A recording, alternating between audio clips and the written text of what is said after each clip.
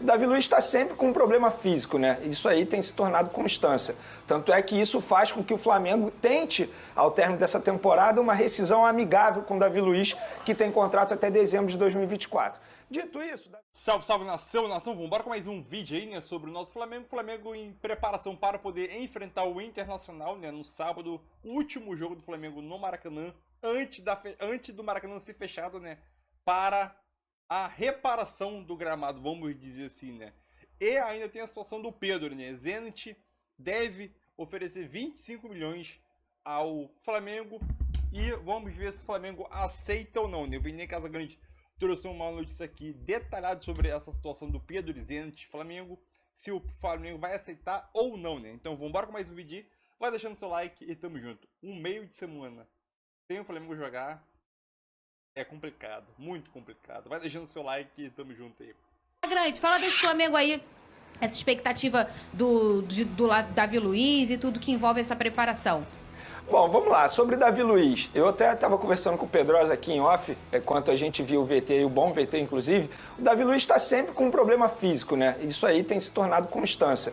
Tanto é que isso faz com que o Flamengo tente, ao término dessa temporada, uma rescisão amigável com o Davi Luiz, que tem contrato até dezembro de 2024.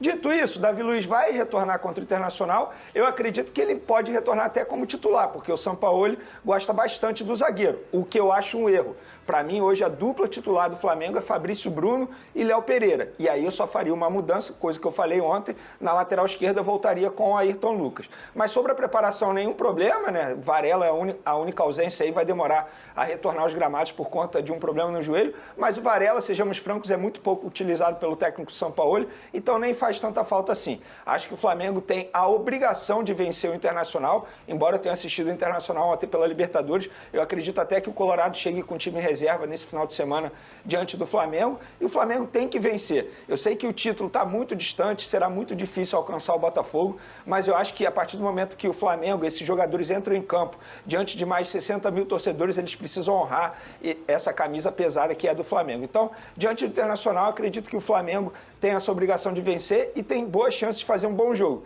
Resta saber se fará, porque a gente sabe que o Flamengo de Sampaoli, nos últimos tempos, tem sido muito inconstante, Fernando. Ô Pedrosa, a gente tá percebendo isso, que é o que virou um hábito do rubro-negro, do torcedor, e com toda a razão, que nos últimos anos, depois de conquistar tudo, brigar por tudo, o torcedor quer ver um futebol bonito. Ele não quer ver só, 15 jogos sem perder, alguns empates dentro dele, alguns no sufoco, com transpiração de jogadores. Ele quer ver um Flamengo bonito, um Flamengo com volume. E assim, a paixão pelo balão deu uma decepcionada no torcedor rubro-negro. Você acha, Pedrosa? Ou você acha que ainda não? Sim, decepcionou sim, Fernanda. E isso aí, obviamente, reflete nos resultados, né? Não nos resultados que acontecem desde que o São Paulo chegou, mas o resultado de você sair na Libertadores para um time como o Olímpia, que é um bom time, mas está longe da qualidade do Flamengo. E aí, eu acho que hoje, na cabeça do torcedor, 2023 é um ano de fracasso para o Flamengo.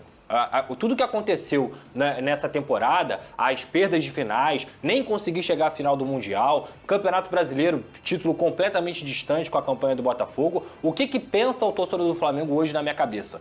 Apresentar desempenho para chegar bem para a final da Copa do Brasil e conseguir vencer uma grande equipe que é o São Paulo. Eu já falei aqui nesse programa e vou repetir. Hoje o São Paulo joga mais futebol que o Flamengo. Então o torcedor, muito mais do que resultado dentro do Campeonato Brasileiro, quer ver o time jogar, quer ver o time se impor. Não só individualmente, mas principalmente na equipe coletiva. E o São Paulo, repito, está à procura dessa formação, já usou 3 zagueiros, já usou o 4-4-2 com o quarteto que a gente já conhece, o Gerson fazendo parte desse quinteto, e agora ele tem jogado no 4-3-3, tendo esse Gabigol um pouco mais móvel e muitas vezes até o Arrascaeta jogando de falso 9 para poder fazer essa infiltração. Então é uma equipe diferente, nova, mas que também se baseia muito na potência e na qualidade do Bruno Henrique. Mas eu acho que o principal para o Flamengo são 2 problemas. Essa vulnerabilidade na defesa, e que aí o meio, com 3 jogadores de mais marcação, pode ajudar, e também a transição da defesa para o ataque. Eu acho que o Flamengo demora muito nessa transição, e quando chega no ataque,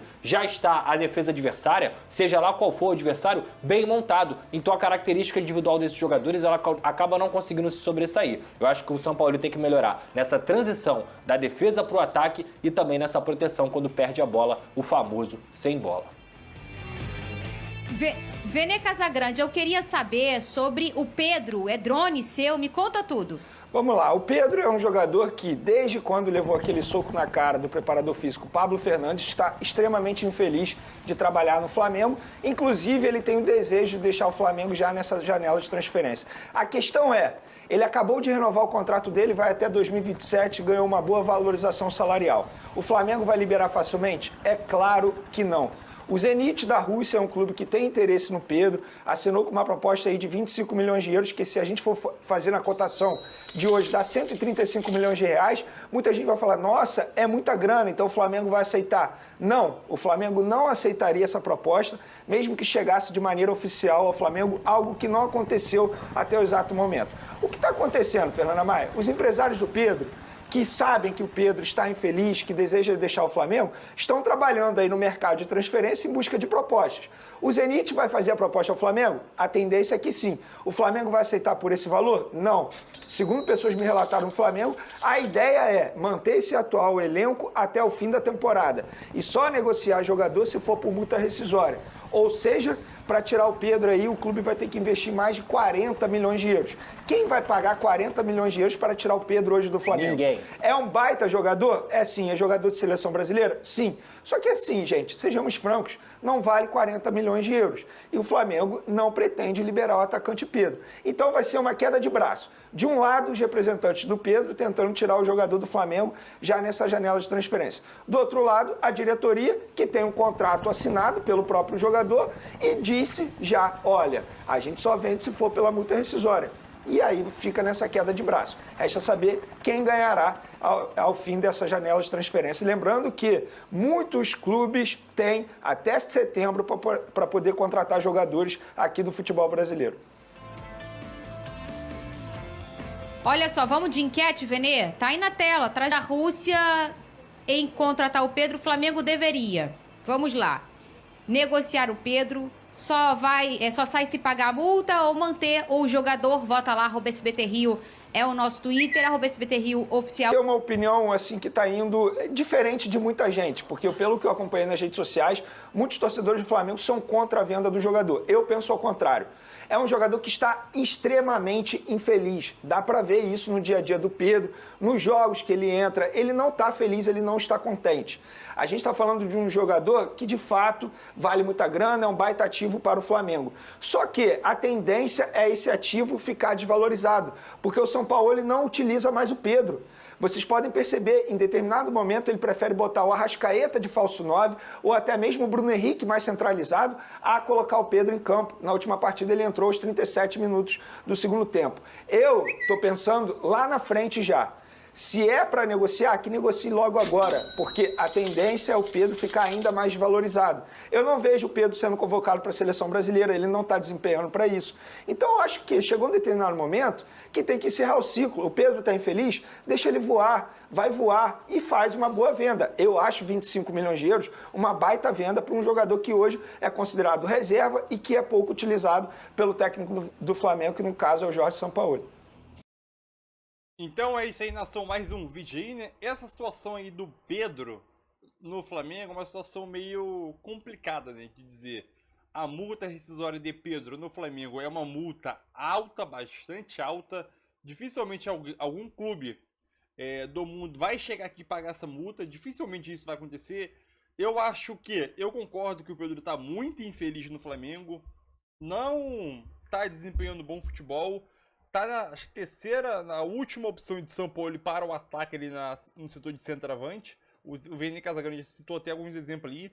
Prefere colocar o Arrascaeta de falso 9, o Bruno Henrique ele é mais colado junto com o Gabigol. E o Pedro fica meio escanteado, né? Lá no banco de reserva. A gente percebeu isso contra o Olímpia, lá no Paraguai, que precisava de gol, o Flamengo perdendo e não colocava o Pedro. Então é uma situação meio complicada. A proposta de 25 milhões é uma proposta boa. Eu pediria, né, um pouco a mais ausente.